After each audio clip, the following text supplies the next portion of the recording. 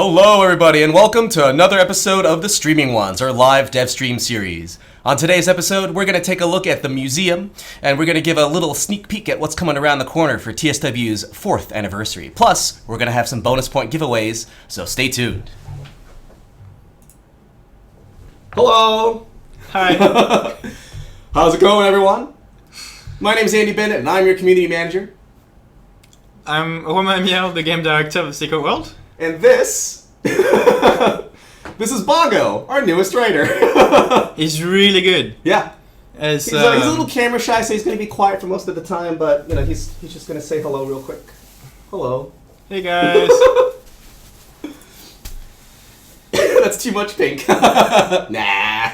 Bongo has actually been a part of the team for a long time. Like he's been with us for 3 years now.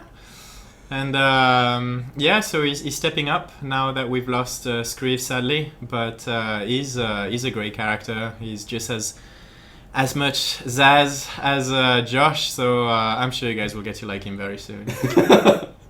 He'll be a great addition to the writing team. We're trying to get him to join Twitter, but right now he's a little bit shy, but I'm sure soon he'll... We'll teach him the ways of social media. Yeah, get there. Great, so we have a fun episode planned for y'all. We're going to be taking a look at some other wings of the museum. We'll do a live Q&A. If you have any questions about the museum, you can ask away in chat. We're going to answer some of your questions from the ongoing feedback thread from the general discussion forums. There's been some burning questions, and we have some hopefully equally burning answers for them. We're going to take a little sneak peek at what's coming around the corner, including the 4th anniversary of TSW. It's been 4 years already, my goodness. It's insane. It's actually been so much longer since we've been working on this way before that. Launch, but it's crazy that it's been 4 years of launch. It's almost as long, I think I spent development before launch than since then. I started right before TSW came out. Like I started as a GM before TSW came out. Like I trained on Conan, played in the beta and all that kind of stuff for TSW, and then when it launched, I just kind of rode that train for a while. That's crazy. I know, right? So long. So, thank you for being there with us. We look forward to seeing you on July 3rd, which is actually when the official anniversary is, but I think the festivities will start a few days beforehand, give or take, but we'll see. That's right. All right, so, as Andy just said, mostly Q&As today. Like we've talked a lot about the museum, so it's not like I don't have that much to reveal now. You guys have gotten a chance to play with it. What I wanted to do mostly for the beginning of the stream at least is really answer your questions. So start asking, tweet your questions in or just ask them in the chat, and then I'll be answering them.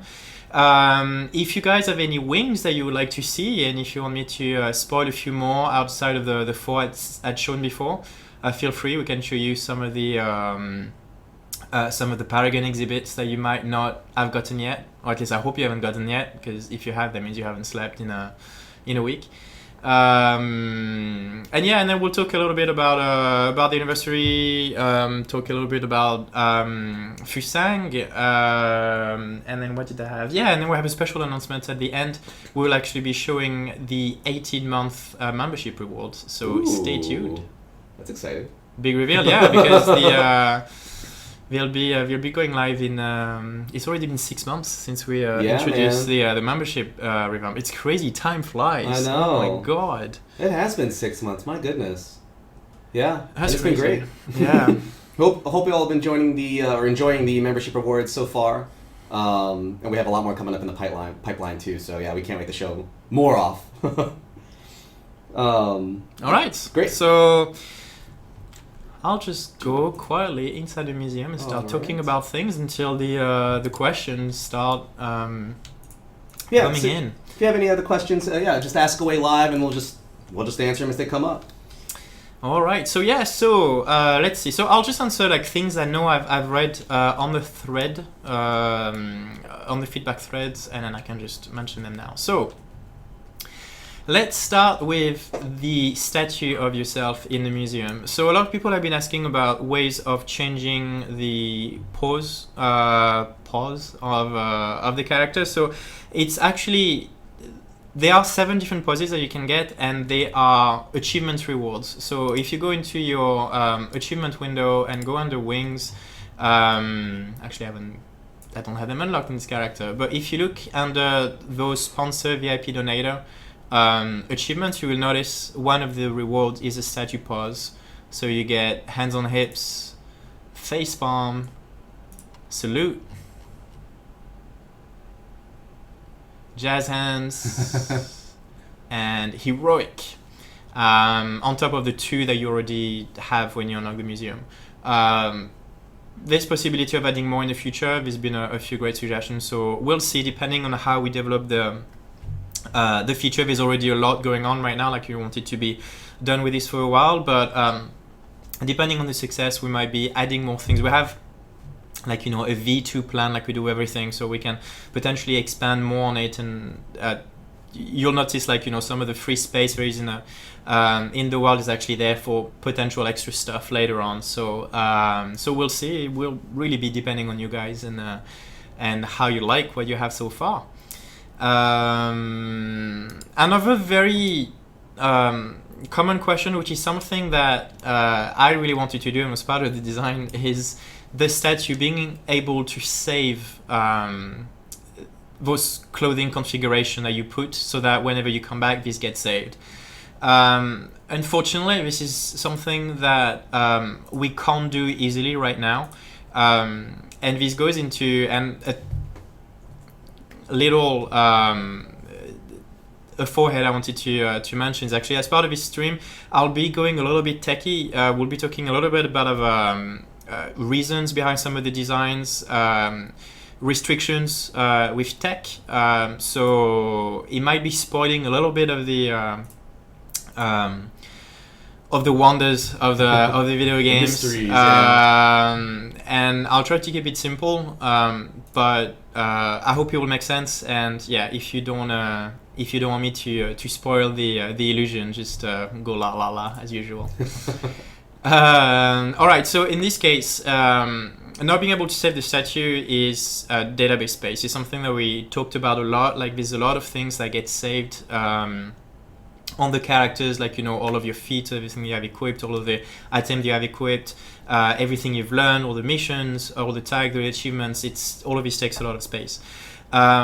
When we dress up that statue, we use things already saved on your character. Whenever you enter, whenever you enter the playfield, we get a reference to your character, what you currently have, and we can easily copy it and use the same IDs for what we call morph values. There's going to be your hair, your facial assets, so like your eye color, the tone of your skins, the shape of your skull, etc., as well as each of your clothes. So we pick that up and then we apply it on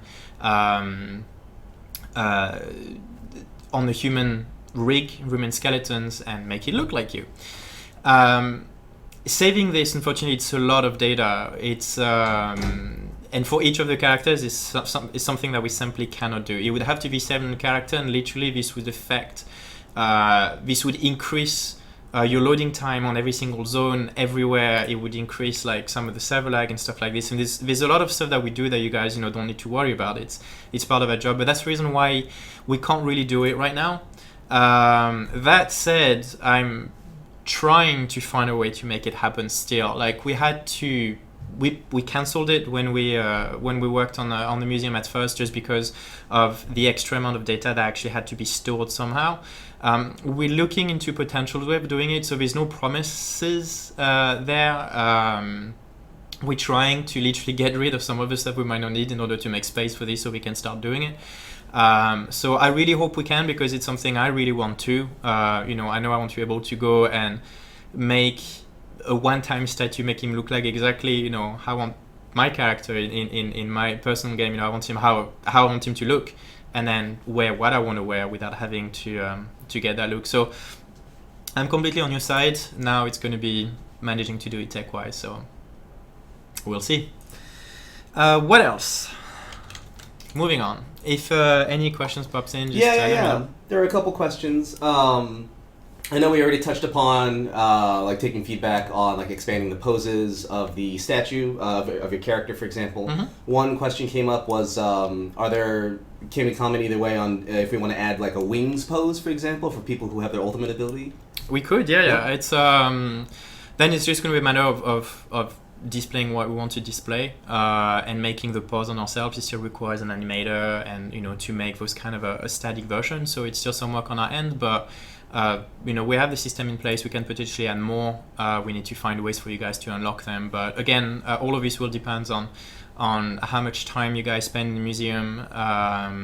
If it's something that you guys like, and we'll talk about it again like in a few months. We're gonna let it die out a little bit, like start working on other things, and then if I hope it remains popular because it's something I really like.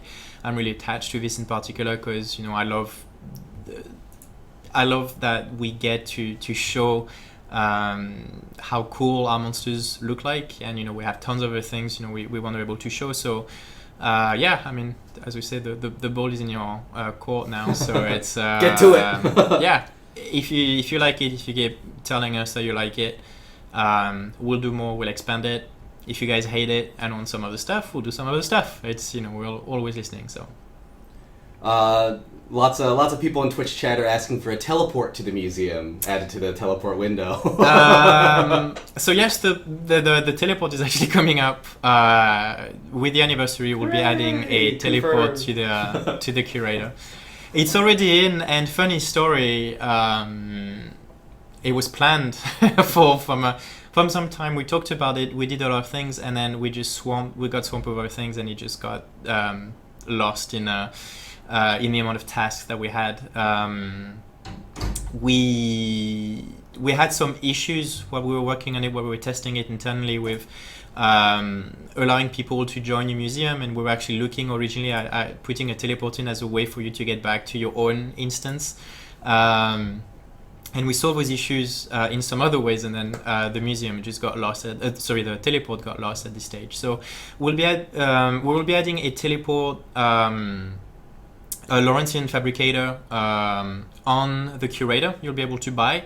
The price right now is 100,000 packs, but it's a one-time price, and then it will be unlocked as part of your teleport window, and then you'll be able to quickly go back to the museum whenever you want. So there's that. Great. That was definitely a question that a lot of folks are talking about. Good. It's something I actually forgot to. That's good because I did have a line on the teleport. Cool. Let's see. When will we be able to learn more about the Curator himself and his amazing ninja skills? Possibly. The Curator, we have a bit more of the backstory about the museum that we wanted to tell. We tell a little bit about the museum in the lore museum itself. There's more to it. There's what it used to be, what it became when it got reopened with you as a benefactor. So yes, all of this is it's another storyline and part of the game which I really want to explore more. But again, it depends on the popularity of this, and if you can prioritize more of this in the future. As for his ninja skills, this one came out more of a need. He was originally just kind of following you around and setting himself up at certain spots so that it would be easy to access him, to be able to purchase pedestals and things that you need. Sadly, he started particularly with Sprint 6, he started lagging a little bit behind, started moving very strange and ran really fast. So we decided to give him some particular skills. And there you have it. Sometimes it's better for usability to do something like this. So it's definitely something that we integrated into who he is lore-wise, but this time the gameplay was done before we actually wrote this in his past. All right, and then here, I know we're going to touch on this in just a second, but what's with the doors? All right, so the doors. Let me explain this. And this is one of the tech reasons that we have was very, very important. We're looking into potentially tweaking it a little bit more. But so the museum has a lot of data. All of this data is dynamic. And that's part of the housing, and this is why, housing that big is very difficult, and that's part of the reason, most of the time apartments are kind of small. There's about 400 different monsters that can be displayed in a museum. Loading them on the server whenever the playfield opens up causes the information transfer, which causes server lag potentially. Whenever a playfield is created, whenever a playfield opens up, the server needs to know about it, sends messages that affects everybody who's on the server. If we were to load all of this data instantly when you enter the museum, that means people in Agatha would know when Andy opens up his museum pretty much, because it would start creating some kind of lag spikes. It's the reason why, like when big playfield remain up, the entire time they get loaded up, and smaller playfield like dungeons, they have less data to be loaded, less dynamic data. So the goal of the doors are there to kind of allow us to open up the playfield first and do everything which is required on the back end when you open up a playfield, so for your own instance. And then we only load what we need to load when we actually need them, and this is why the doors are in there. The actual, and I'll show you, and this is why I say I'm going to break a lot of things. The actual exhibit are empty before you click on the door. When I go and click the door, we very quickly spawn everything there is to spawn, and when the door opens up, magic. You have everything you want to see. We could make those animations slightly faster, and we played around a lot with the animations. They used to be slightly faster, but it did cause a lot of those monsters to suddenly pop, and you would not get this feeling that your museum is already full. The one of the job of a game designer is always to maintain this magic, which I just destroyed there in just one flash. But it's very important to have like this idea that the museum is always full, and everything that you do is consistent. It's your own spot, and it's real life to a certain extent. So the door animation, the reason why they're so slow are definitely there for us to spawn everything. We tried a lot of things. We tried spawning the centerpiece first, because that's what you get into your line of sight, and then spawning the rest, etc. But there's always ways that you can spot. If you just hug the door, run in, you can see everything spawning, and it kind of breaks that illusion. So it's you see where I stand is like, some people really want to have this like feeling as realistic as possible. Some people prefer on the gameplay saying, gotta go fast and I want to see everything. So we're trying to find this middle ground, and we put those doors in there for the first time. And now there's another thing which is important, and now I'm not gonna go into too much detail, because this is a horrible thing to explain without having charts to display. But there is one thing which is common in every single MMOs. It's something which is, it varies from one game to another. We call it dynamic spacing in our game, and this is ways to display. It's a way to optimize the cost on the server when a server has to know everything which is currently in the vicinity of a player and can potentially be interacted with the player. There's a lot of there's something which affects monsters, it's something which affects interactable objects, and all these kind of things. Whenever a playfield is open, and you will notice this, like if you played other MMOs, it's more obvious in some other MMOs than some. You will notice as you run forward, you can see the world really really far ahead, but sometimes you will notice monster popping. When you get close to them, it feels like it's related to how far you are from monsters, but they suddenly pop. And it's something which is really true with server-based games. This is actually something when monsters come back alive, we don't use those monsters or those interactable objects at all if you're nowhere near them. Just because they cost a lot, and then they start not being displayed. So this is something which affects a museum. As I said, there's 400 of those items, and we usually try to display maybe around 20-30 items per player. It doesn't matter if you're looking at them, it's just about them existing on the server. So the fact that in a museum we have so many rooms, you have each of them like between 10 and 15 monsters close to each other, the more door you open up, the more we fill in those wings. The more likely you have that monsters are going to start disappearing because there's just too many of them to display at the same time from the server's perspective.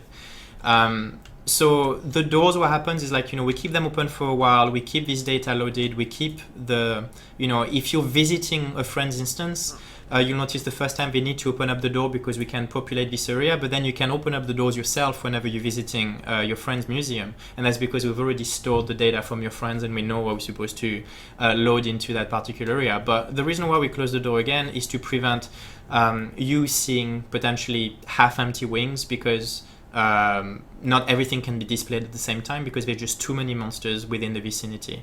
There would be other way of doing this, because a lot of it has to do with vicinity. We could have made the museum a lot larger so they're not as so things are more spread out, but of course it would cause you guys to having to run for longer and having those things. So it's the doors are very, very important for this. For me, they also kind of look cool. They have, we try to have them have a cool sound and these cool opening like animations. But yeah, it's a limitation. I hope it makes sense. I don't know if you have any more questions about this, or if everybody just went, okay, I don't care about that. It's very technical, yes, but all the people that were asking about it all went, okay, I understand now. Like, I'd rather have the doors open a little bit slower than have like really bad frame rate issues or cause latency problems or anything like that. Yep. So I think people do appreciate that. Cool. Great. What Let's else? see. We're getting a couple suggestions in chat asking about the pedestals being unique. Is there any particular technical reason behind that? Yes. Okay. It's really sad because I want to say everything that happened, every single suggestion I've had in there, we went through every single one of them before on trying to make everything as good as we could. The pedestal, this one is more of a code limitation. It's definitely something that we could resolve. It's just right now we didn't have the enough resources to handle it on the code side. It's a matter of deleting items. We wanted that behavior that you use a pedestal when you get close to one of those podiums, in order to get the monsters. If we allowed stacks, we would not have an easy way right now, and it feels almost painful to admit it, but to just remove one item out of the stack rather than deleting everything. It just it's not something that we have an easy way, so it's always things that we design around, and you notice like it was really the first time in the game that it came to a point that we really needed this. And that's just, of course, if you have a stack of potions, you can use them, you can cast a spell in order to heal yourself up. But here, this is something different. It's a script listening to you doing an action in order to do a specific action, which is set by the museum, not set by the item. And right now, we can't just remove this one item. The other option that we had was we potentially, I think, to make those items non-stackable. And I think we'll be able to remove just one of them in this case, but then it goes back into, allow putting even more inventory clutter, and we wanted to avoid this. So yeah, this is something that we could hopefully fix in the future, but again, that will depend on if it's worth doing this on the more on the coding side rather than some of the other features that we're working on right now. So prioritizing the right thing. Yeah. Yes. Speaking words. How do we words today? Happy Friday. We should not do the streams on Friday. I'm exhausted on Fridays. We could always move it around. That's totally fine. Yeah. Okay. So I hope that helps answer your question about why the pedestals and the centerpiece pedestals are all unique. Let's see. One thing I hope is, and right now, the main behavior that you have is that people, have stored a lot of AP. They're going and they're doing a lot of the pedestals at first, and that's because the feature is new. One of my train of thought is, give it 1 week or two, and people will restart focusing on one thing at a time. They say, okay, we got most of the classic pedestal have been done, so we started working Paragon, we started working on Superior or Paragon. People will mostly go back and just upgrade one thing. They'll go and buy the one pedestal they need, potentially two of them, and then do it and then move on. I don't think like right now I think it's fairly unique in the lifespan of the museum that people are trying to do, almost an entire wing at once. So yeah, I think like the inconvenience will lessen itself in the future. Great. Really quick, I'm going to run the first little giveaway of today's thing, and then we'll go into another quick question. So this is going to be for 600 bonus points. I'm just going to open that up right now. All right, so here's one question. I think this is a suggestion that I've seen on both the forums and now also in chat. I don't know what the technical limitations are behind this, but are there any potential plans on like allowing people to play their own music or change the music in the museum or anything like that? Or can we comment on other customization options for your museum? Music, probably not right now because we don't have anything on the back end that would really allow this customization. Doing this would allow simply on the code side to allow people to set their music, to upload it. Then we would need like an interface for you to be able to just like cycle through like let's say there's like a jukebox or something like that and plays like different tunes that are already in if the it's game. Something that we said we potentially could, yes. If it's something which is set by us, it's a lot easier than adding any kind of customization. So yeah, potentially. Yeah, I have a few ideas popping in my head now on how we could do a couple of stuff. So yeah, maybe. Okay, great. Yeah, I'm glad you brought it up then. Thanks for the suggestion. As he jots it down. Awesome. Let's get some vanilla ice in that place. Let's see. Yeah, I mean, I guess like if there's any whatever sound or music files are already actually like present in the game, I guess theoretically it's just a matter of looking it. Them. I think we might be able to do something like technically, and I think we have some other music that we could potentially use. So we can have a look again. Same, like we'll start looking into it as we know that it's worth our time because we already started moving on to the anniversaries and even started working a little bit on some of the stuff for Halloween. So we have plenty on our plate right now, but if it's something that people really want, there's a lot of demand for it. We will definitely start looking into it as we do with everything. Sweet. Yeah. If y'all really want some jukeboxes or music options in the museum, raise some hell. Be loud. Yeah, light up our inboxes. Be loud. Let us know and spend time in the museum.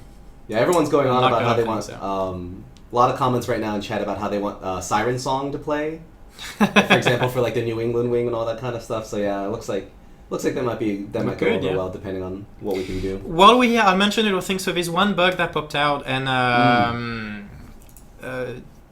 sadly that was a mistake on our end, but so far I'm happy. There was a reason why we did not put this on Test Live. I've seen a lot of people mentioning why is it not going on Test Live. Is because of the amount of testing we were doing on our end, and because of how difficult it is to test with all of the requirements and all those things, and also the amount of spoiling that would happen. So this one we tested more intensely on our end. We had different cycles, and we were able to use some tools that are not accessible on Test Live to help us out. But one thing that slipped through the crack is actually this very first wing. This was the prototype wing when we started doing everything. This is where we started creating the first monsters, and we got one legacy bug that in order to unlock Jack, the boogeyman who's standing right here will actually not count toward Jack right now. The box is fixed internally. We'll be pushing the fix to live as soon as possible. But currently, if you want to unlock Jack, if you're working on these wings, you will need to unlock the deep one, who's part of the drag wing, which, if I remember correctly, is right across the hall. And if you unlock the deep one, you will meet the requirement to also unlock Jack. So I'm really sorry about this, but yeah, it's that guy right here that is required. And that is because this guy used to be in the local legends wing, and then lore-wise, we realized he made a bit more sense within the Draug wing because he's actually part of this ecology. So we moved him to moved him over. Yep. All right, we have a winner for our giveaway. It is Guerrero428. Congratulations, you've won 600 bonus points. If you can go PM the Funcom username in the Twitch chat, give me your account name or your in-game character name. If you don't want to give me your account name, I'll deposit the points in your account right now. Thanks and congrats. Cool. Congratulations. All right. What do we have? One thing I wanted to mention actually, because I've seen people talking about the Mnemonic Guardians. Oh yeah, okay. So people talk about the Mnemonic Guardians saying like they want that good power-wise, and I disagree. They get very, very powerful, but the point of them is the first unlock. They get more powerful. I mentioned it before, and the tooltips of the Guardians was not actually how it was supposed to be. I realized this thanks to the feedback, because there was meant to be more text in there. The Guardians become more powerful as the museum expands. With actually every wing that you complete, the proc timer goes down. The proc timer goes down by more than half of the time. Like when you get to the full proc time, I think the internal cooldown is around 20 seconds. So they start appearing fairly fast. On top of it, as you improve the centerpiece, you get access to blue and purple version of the Guardians who have better startup stats. So the intention is for people to want to use the purple version of the Guardians, of course. So the blue one is just, it's additive. You don't need to do anything. Once you run it, it just will do extra damage once in a while. When you play in solo, particularly just farming monsters, is great because whenever he spawns at the beginning of a spawn, it will quickly help you out with that one pool. But in a dungeon, in a group, you'll definitely start seeing their power increase when you start using the blue and purple version, as well as you start clearing more of the wings of the museum. The final versions are really, really powerful. But you need to work for it. Of course, it would be if we made the green one too powerful at first, we would have the epic would start breaking the game completely. So yeah, keep working on it. I mean, I'm glad to see people starting using them at least. But yeah, they'll get better. Cool. All right. What do you have? Is there any wing in particular that you guys would like to see? Let me know. We'll leave it 30 seconds, and whichever of the wing gets shouted out the most, I'll go and open it up. Any full wing? Any full wing? I think a lot of people probably want to end up seeing the filth wing. I know I want to see that. Oh, you want to see the filth wing? They want to someone saying, I want to see the secret wing. What secret wing? I don't know. Huh? The secret wing. There's a door for it. You know where it is. Yeah, where's that? What's that door lead to? Yeah, I wonder. So what do we have? We have the Children of Hell, Strains of the Filth, Guardians and Automatons. Why am I straining my eyes? Where I could just... There you go, that's easier. Local Legends of New England, you've seen this one. The Reanimated, you've seen that one. Cycle of the Drug, you've seen that one. The Cult of Aten. We're just getting some awesome... They want to see the sausage wing? He loves that. We were having a discussion earlier actually about like what we're like known for. For example, Jen just said, "Oh, I want to see the Argyle wing." We have all these like, fun little things. He gets stuck with sausage. There's actually a task that we wrote to implement a vendor called Tilty Sausage Shack. We actually did implement I did actually make a task. That is true. For it. It's still in the system. That still hasn't been closed. In fact, it's at the highest priority. This is great. He loves me so much right now. Looks like a lot of folks want to see... Let's see. Menagerie of the Vampires. That's one of my favorite centerpieces. I think this one looks really cool. If you guys started blocking it, I think that's a really great one. Local Legends of Transylvania, The Spectral Realms, and Orochi, Audacity or Folly. Alright, so... Looks like... show us the Christmas wings. We want buffalo wings. Yeah, it looks like Filth Wing is probably going to be the... Filth Wing is the one that we're going to go check out. We're going to Filth. You guys want to see the engine? Yeah. So it's very. It's actually one of the largest wing as well. So you're definitely choosing the quantity. It's chock full of stuff. So much. So spoilers ahead. Yeah, Well, if you don't want to spoilers. see, Avert thine gaze. turn away. Don't look. No. Looking. All right, it's too late. Now you see it. Ooh. All right, so here we go. We have an engine floating in the middle with some of the Aurora Borealis around there you can see, and the great parallax you can actually see on the material that's cool, itself. yeah. What are the other? I actually haven't had a chance to mess around with this wing myself. What are the other poses of the Gaia engine? Like, what do they look like? This one was difficult. Yeah, I bet, because it's a box. This one really comes mostly, I want to say, from the environment around it. So actually, as you know, the centerpiece, once you've unlocked the cooler version of the scene around it, it remains the same, so I won't be able to show this. But the basic version, I think, has the... this is the broken... Oh. So the broken engine that you can see, so you'll notice, like, you know, the way it flickers, and this is the one that you get to repair as part of the story mission. Sorry for the spoilers if you haven't. And then we have a version that's floating in the air and a version that's floating in the air in a different pose. Okay. With two It's very auroras. difficult to pose a box. It really is. It's the simplest things are always the hardest to...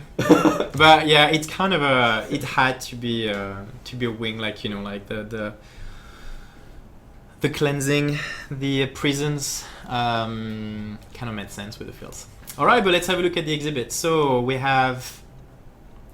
I'll only show the super, so you still... the Paragon, so you guys still have some stuff to discover. But this is the evolved filth that you will remember from Tokyo.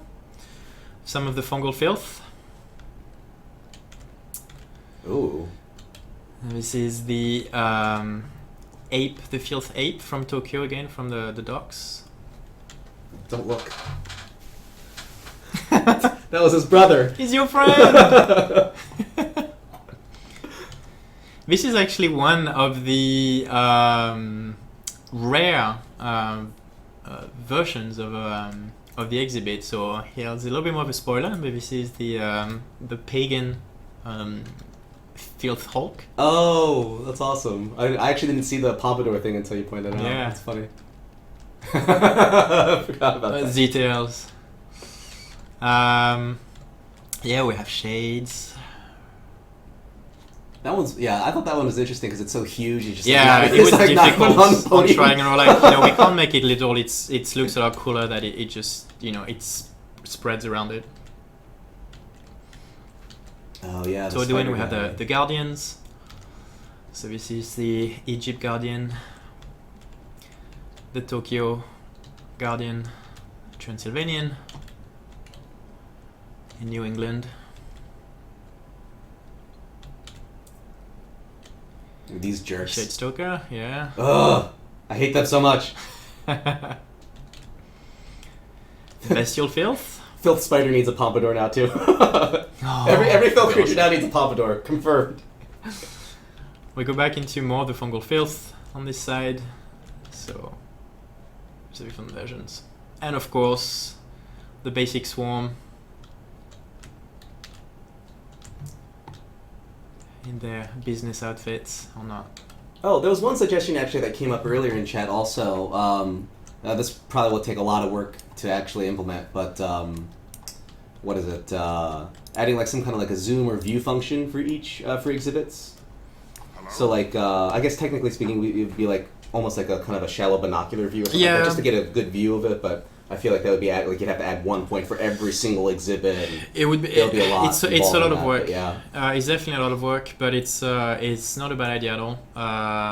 Just to get a closer look. Yeah. More kind of an inspection mode. He's jotting it down. I don't want to forget it. again, balls in your camp. If you know, if I can tell my bosses that it's worth it, then we'll do it. So there you go. Cool. I think that's about it that we have, unless you have more questions about the museum. I wanted to kind of move on a little bit and talk a little bit about the anniversary. Well, actually, before we go on reveals, I'm going to talk a little bit about Fusang. Oh, yes. And I will leave you a chance to answer some questions. So, Fusang, as you know, we've done some updates. We've added 2 random events that can happen in Fusang, and this has been on test live for the last 2 or 3 weeks. We will be taking this off test live now, and we're going to keep working on it. So there's been a lot of suggestions. There's a lot of things that we're looking into improving. In particular, like for the supply drops, we're going to make the crates a lot more visible, so they're not as like pixel hunty. What I really want to make sure is people can just run through a street, look left and right, and spot it quickly, go there, grab it, and try to bring it back to their facilities. So things like this, we're going to update. We are looking into ways for people to potentially close the gate again. This again, it's a matter of priority. Right now, we've got a design that we want to do that would make things interesting. We don't want to go back into making it too easy to defend as it used to be originally. So we have something that is not going to make it as difficult to defend as it is right now. So we're trying to find this middle ground, and I think we found a good solution. But now we need to find time to implement it. So we'll see about this one in particular. But one of the things we're focusing on is a new incentive for people to actually defend. We want to make people as soon as if you manage to capture and hold 2 facilities, you will start getting a constant buff while you're in Fusang, which will give you increased rewards, so increased XP, bullions, etc. If you capture 3 facilities, you'll start getting more XP, more bullions, Mark of the Pantheons. And then we have a design. Actually, I'm quite excited about this one because I think it's going to be really cool when you start getting all 4 facilities and you dominate Fusang. What we're going to do in there is we're actually trying to add a bit more of this faction conflict, which is really kind of missing in the game. We a lot of the story goes around that the faction, kind of tolerate each other, but they're not friends. You might be fighting some evil sometimes side by side, but if you could, you would backstab each other and try to do anything in the glory of your faction. So we're adding a system now that whenever because we're also merging the battleground, so whenever one faction will be dominating Fusang, and potentially they might be dominating because they simply have more members at this current stage, and they manage to get all of these 4 facilities, they'll get nothing at first. But everybody on the server will receive a message telling you that the Templars are starting to dominate Fusang. This is going to be kind of a rally cry to Illuminatis and Dragons to go to Fusang and try to prevent them from dominating. Right now you have about 10 minutes to try and capture a facility. If you don't manage to capture the facility, all of the Templars who are online, not just people in Fusang, everybody will get a buff. Similar to the world domination you have right now, apparently it's going to be a lot better. It's going to be a fairly considerate power increase, noticeable. It will be like a big XP boost, big bullions and mob boost, and maybe other things. Like this buff is going to be something that people want to have all the time if they could. But if you're one of the defending faction in your Illuminati, you're a dragon, and you see the Templars are starting to dominate, you're going to run in there and try to capture only one of those 4 facilities. So hopefully it should be fairly easy because the Templars are going to be busy at this stage trying to hold all 4.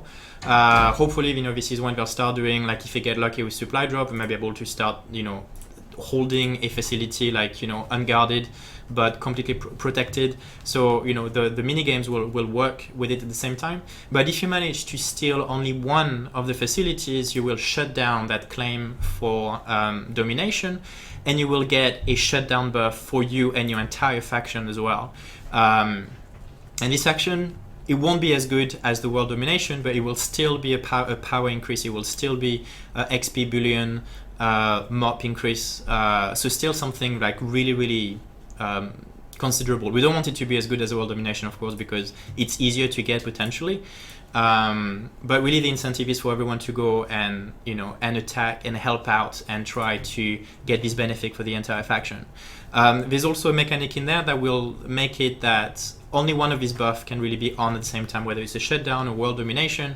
There won't be any trading or stuff like this, because, you know, if you try to help another faction to get theirs, you know, a faction who's not yours, you'll lose yours yourself. So, you know, we're going to try to avoid too much anti-play, as, you know, it's normal for you guys to try to always find the path of least resistance. So I hope this will play out as well as I think that it could, and I really hope it's going to add like this kind of a incentive for people to go and join for quick PvP mini games, to join in Fang more, and then to try and help with the issues that, you know, you get this imbalance in play sometimes, because when a faction starts dominating simply because it has more players, you know, the faction have left, they'll start going, you know, to try and get the to hold all of the facilities, and then the other faction will suddenly get an incentive for them to come back in and try to fight this off and try to get those shutdowns, and then to try and maintain those shutdowns and maybe go for world domination themselves. So I hope this will add like a lot of dynamic to Fang. But for now, we're gonna implement all of this, and then when it's ready, we will put it back on test live for you guys to test. We won't be pushing Fang to live until we feel it's ready. So I posted on test live, and I thought some people thought we were taking it off test live because we wanted to put it to live. That's not the case. We're just taking it off test live. At the same time, if you guys want to help us out on test live, we have put some updates to the Eidolon fight. If you guys want to try it out, that would be awesome. Give us your feedback, and then we'll be pushing those the Eidolon updates, the Nightmare Raid update, as soon as possible. Sweet. And that's it for Fang. Yeah, so yeah, we'll have more stuff coming up for Fang soon. Yeah, I know a couple people actually asked me about like, you know, oh, you're taking it down, that means it's going live soon. Oh, I didn't get enough testing. Don't worry. We're gonna get more testing. It will be yeah, and it will be there for a while. Like this is a big feature, so it's going to be, and we need you guys to go and help us out as well. Like, you know, it's there definitely could be more feedback if possible. So we'll leave it up for some time, and whenever you get a chance, please play through it. Let us know what you feel. Cool. All right. So moving on. What do we have? Anniversary. Yep. So 4 years almost. 4 years, man. Crazy. 3rd of July. So for the anniversary, as you know, same as usual, the Guardians of Gaia will be back. As always, the event is evolving a little bit. I don't want to talk too much about what is happening. As you know, last year, we had the Tokyo Guardian, and then so this year there's going to be another progression to the Guardians. So we want you guys to still go and fight. All of the Guardians of Gaia, the rewards from the previous year will still be available, so you'll get a chance, if you're new to the game, to get the golden pets, to get some of the outfits, etc. And then we have a new addition to the Guardians, maybe. He's not quite a Guardian himself. And new rewards, specifically for that guy, better rewards, but a bit more difficult to access. And what I wanted to show you is actually have a video of a summoning ritual that you guys will do. It might look familiar at first. Ooh. Let's have a look.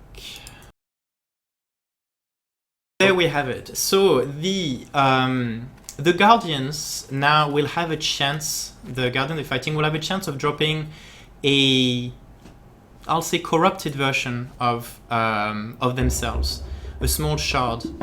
As you know, with the pets that you can get right now, there is an Easter egg in Agatha that if enough people use their pets, they can create this little golem dance. And so the idea with the new golem is those golem dance that you do. If you do them with those corrupted golems, and the corrupted golems are getting like a little bit of they'll get a little bit of a visual lift. But if you do this into a brand new instance, you'll notice like this is a part of Agatha that you guys haven't been to yet. It's a little dark. It's it's a little different. Those golems will do what they do, and they do the little dance which allows them to summon the gatekeeper. As usual, the gatekeeper comes in and try to do his AoE attack, but before he can, something different happens. Is the little golems are like, oh no, you're not pushing us out. They attack him off, and they corrupt him. And there you have it. A corrupted version of the gatekeeper will be your new boss to defeat during the anniversary. Is a little bit more involved as a fight than the Guardians themselves. He has some mechanics that you guys will have to figure out in order to make sure like you don't have too bad latency and stuff like this. We did put it into the special instance of Agatha. It was going to be more optimized and should be a lot easier for you to understand what's going on. And this guy is going to have its own set of rewards. So I hope you guys are excited, and then shouldn't be too much longer before you get to fight him off. Yeah, should be exciting. Yeah, that should be by like right around the end. I mean, it's gonna happen right around the end of the month anyway, because the anniversary is in the first week of July. So that'll be coming up in the next couple weeks. Mm-hmm. And Twitch chat definitely just like blew up when they saw the gatekeeper go nuts like that. So yeah, people are going to be pretty pumped to go take that on for this year's anniversary. Yeah. Sweet. So that was it, and then I think we're pretty much done with the stream. The only reveal I have left is the 18-month membership rewards. So this is it's kind of the it's the last stream actually before the 6 months anniversary of the new membership. So for all of you members out there, this is what you'll be getting after you've been a member for 18 months. So I only have the concept to show right now. We're still actually finishing up the models themselves in game. These are just like the startup when I say concepts, that allowed our character artists to actually make all the models. So usually those concepts are not really meant for for outside views, but because we like you guys, we're like, okay, we'll just show you this. Yeah, these are definitely like production concepts and not necessarily something that would like normally be cleared. Yeah, they're not as detailed as something we normally do. But they definitely get the point across. And yeah, this is like so this is a formal wear, like formal dress wear like you get for each of your factions. So this is the Illuminati version. Here's the Templar. Those fancy helmets. Yeah, they need the helmets. Very British. And then the dragon. Yeah, I actually kind of like the almost a dictator-y look. It's just like it looks the dragon one actually looks really military. I like that personally. But so each of them are really completely unique. They look a bit more, less formal than the ranking outfits that you have. These are more like the dress wear that you would get into going to a party with your faction mates. So there we go. It's the Templars again. And the Illuminati. And they're getting finished right now. We have they're getting polished. We have like the first version of them all working in game, and then we're finishing them up, and then we'll have them ready for July. For all our loyal members out there. Yeah. So. And of course, for our lifetime members, those of you who got in on that deal before it went away, of course you'll get that. you'll just get it as soon as it comes out because that's part of the deal. For everyone else, that's the 18-month membership reward. So you need, you need 18 months or what is that, 540 days of membership? Yeah, sounds about right. Sure, Something we'll go with like that. this, maybe. Great. I don't know. Sure. Quick question: are those going to be uniforms, or will they be piecemeal clothing? That's a good question. I'm pretty sure they are piece. Separate pieces. All right. Separate pieces. Yeah. I think so. I don't want to say anything because I might have someone murdering me outside. Okay. In general, like in most cases, we actually avoid to do uniforms because we know that people like to mix and match. So I think that's how we made them. But usually when we do this, it's also like the downside of then not being able to make as intricate outfits because we need to be able to work with our stuff. So, but I think this can be good. Yeah, I'll double check, but by the time we'll let you know, they'll be acquirable. So cool. Yeah, because the next stream will actually be in July. Oh yeah, that's crazy. Time Where flies. has this year gone? Right? I don't understand. I do not understand. Okay, so I guess that wraps it up. We're right on time, so I'm going to run the last raffle of today. It's going to be 1,200 bonus points. For someone asking in chat right now, sorry, before I go into this, lifetime membership is no longer available. The Grandmaster deal has gone the way of other extinct things. Hopefully not us in the near future. I hope not. Hope not, yeah. So yeah, sorry, no more Grandmaster memberships available. I'm going to start a raffle for 1,200 bonus points starting now. Oops. All right. And so while I'm doing this, for those of you, by now a lot of you have seen the winners of the TSW Monster T-shirt contest. All that artwork is now in-game as available on T-shirts at the Museum Gift Shop Unlockable as you complete more wings of your museum. For the winners, I only heard back from a few of you. Please PM me on the forums or on Twitter or respond to my email and let me know what color shirt you want for your free winner's shirt. If you can get to me, if you can get the color to me as a hex value, that would be awesome. If you don't care, that's fine too. But yeah, if you can give me a hex value color, PM that to me, and we will make sure to get your shirts in as quickly as possible. But I mean, just normal color is fine as well. If you want to be very specific with the hex value, it's fine. Just keep in mind that because that's what we have to deal with all the time. Any values that you use in Photoshop will look different within the game engine because lighting, environment and everything will add certain tint potentially to things. So, as long as you tell us I want it to be dark green or neon pink or pure white, that'll be good enough. And then you'll get your winner T-shirt, very unique with your own color, and then people will be able to ask you, how did you get a red version of that shirt? And you'll be able to say, I made it. This, yeah. I won. Yeah, so I hope, I know a few people were asking recently about, what was going on with those free T-shirts, so just please PM me what color shirt you want, and then we'll get that taken care of as quickly as possible. Thanks, guys, and congrats.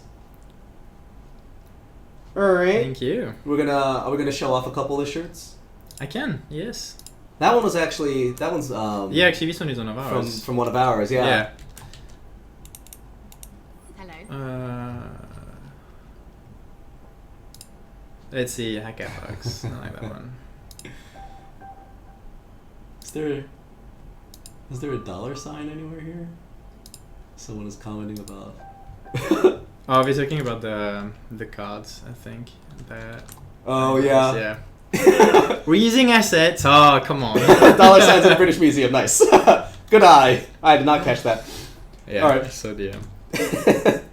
All right. I'm gonna close the thing now. That's when you're in chat. My voice is so nasally right now. I had a sinus infection this weekend. I'm still really clogged up right now. So I'm sorry if I sound even more nasally than I usually do.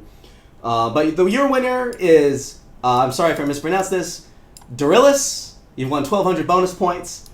Please go ahead and PM Funcom on the Twitch chat, and I'll make sure to get you your 1,200 bonus points. Just tell me what your account name is, or tell me a character name if you don't want to tell me your account name. You're such a cool. And here we have the Bug Hugs shirt by... Oh yeah, the shirts, I have the players' names on there too, right? Yeah, of course. Of course. Credit goes where it's due. So that's by Tiver, or Taver. We have the Verbose. That's the Revenant. Yeah. Oh, that's awesome. So yeah. cool. Like I would actually wear like pretty much all of his t-shirts in real life. Like really, really awesome. Show the Smiler by Pilchenstein. Which one? The Smiler. I don't know if you have bought that one already. I haven't. I can go buy it. That was one of my personal favorites. Plus, it was because it was hand drawn, like with marker and everything. I thought that was really cute. Let's see. Yes. There it is. Yeah, that one's one of my personal favorites. So shout outs to Pilchenstein, or the Pilchenstein household, whoever one of you drew this one. Congrats. Alright. And yes, this is Bongo, our new lead writer. He's the new streaming one. And he's doing a good job. So much better than Scream. Ugh. And a pleasure to work with. Really, really nice guy. So. Oh, that's awesome. But who are the 5 suspicious? I think Joel is trolling us in chat now. See JC Bylos running around in chat right now. Oh no, not that guy. Oh god. Oh. He's the worst. All right, guys. Well, yeah. Thank you so much for joining us. Now that Mr. Bylos is in the stream, it's time for us to say goodbye. We hope you enjoyed the stream. We hope you. I hope I answered all your questions about the museum, and then we'll see you for the anniversary, and then we'll see you in a couple of weeks. Great. Yay! Well, sounds great. Thank you for tuning in, everybody. I hope you have an excellent weekend. Happy Friday, and we'll see you next time. Take care. Bye-bye. Bye.